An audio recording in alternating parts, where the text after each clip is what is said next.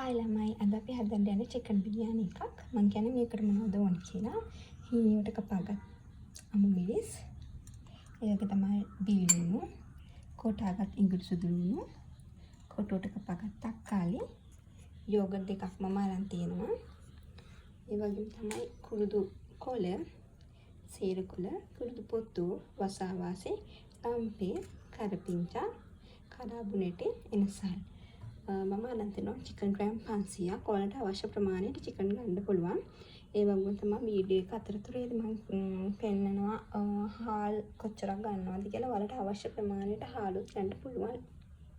අපේ බිරියානි එකට අපි කොටාගත් ඉඟුරු සුදු ලුණු තමා ගන්නවා.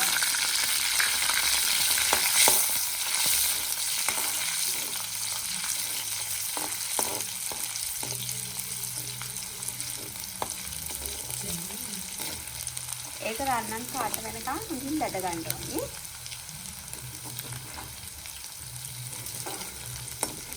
ඊට පස්සේ අපේ අමු මිරිස් ටික හීනට දාගත්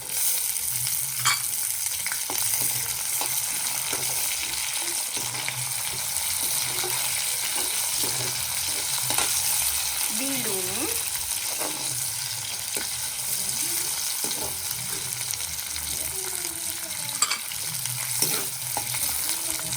හොඳින් බැද ගන්න ඕනේ.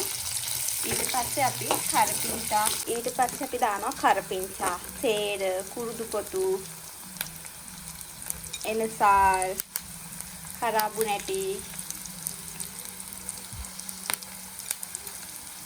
ඒ ටික දාලා ගන්නවා.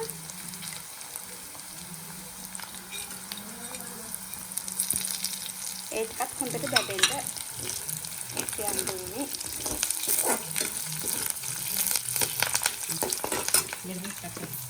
ඊට පස්සේ අපි කොටුවට කපාගත් තක්කාලි ටික දා ගන්නවා. ඒ බැදුමටම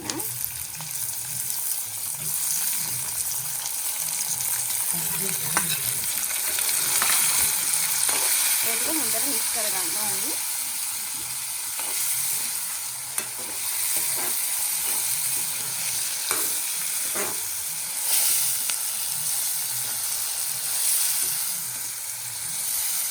දා ගන්නවා මස් කරි 3-5. ඊට පස්සේ හොඳට මික්ස් කර ගන්නවා.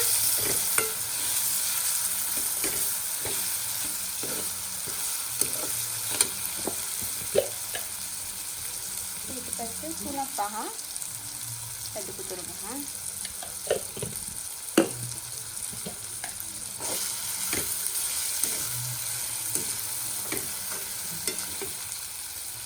මිරිස් හැඳි දෙකක් වගේ දාගන්න. ඔයාලට අවශ්‍ය ප්‍රමාණයට එක දාගන්න පුළුවන්.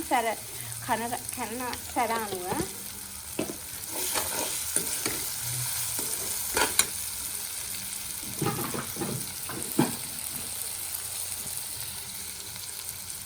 ඊට පස්සේ කහ දාගන්න ඕනේ. කහ නම් හැඳි දෙකක් වගේ දාගන්න ඕනේ. ඔයාලට අවශ්‍ය ප්‍රමාණයට ලුණු දාගන්න පුළුවන්.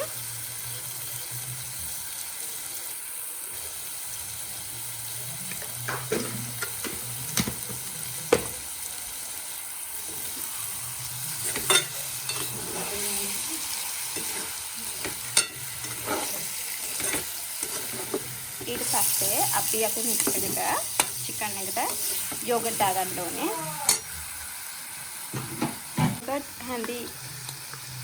යෝගට් දෙකක් දාගන්න ඕනේ. ඔයාලට අවශ්‍ය ප්‍රමාණයට යෝගට් දාගන්න පුළුවන්.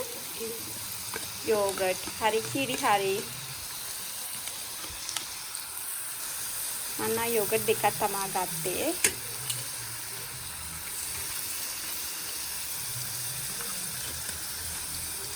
ඕන වර්ගයක යෝගට් ගන්න පුළුවන් කිරි.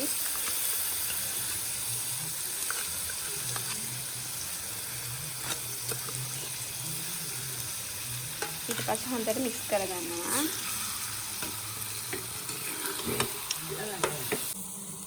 මේ යෝගට් දාලා මික්ස් කරගත්තට පස්සේ ඔයාලට අවශ්‍ය නම් වතුර ස්වල්පයකුත් දාගන්න පුළුවන් චිකන් එක තැම්බෙන්න. සාදාගස් චිකන් කරි එක අපි රයිස් කුකර් එකට දැම්මා. දැන් අපි ඊට පස්සේ ඒකට අපි හාල් ටික එකතු කරනවා. මම නම් ගත්ත සම්බහාල්. ඔයාලට අවශ්‍ය ඕන විදිහකට හාල් ගන්න පුළුවන්. ගොඩක් සම්බා තමයි හොඳ. ඉතින් කීරි සම්බා. මේ කුරුදු කොළ ටිකත් අපි මේ බත් එකට දාගන්නවා. හාල් එක පිස ගැනීමට අවශ්‍ය වතුර ඔබ විසින් සිතා දැමිය යුතුය. ඔන්න ළමයි අපේ බිරියානි එක හදලා ඉවරයි. මේ තමයි ඒකේ අවසානය.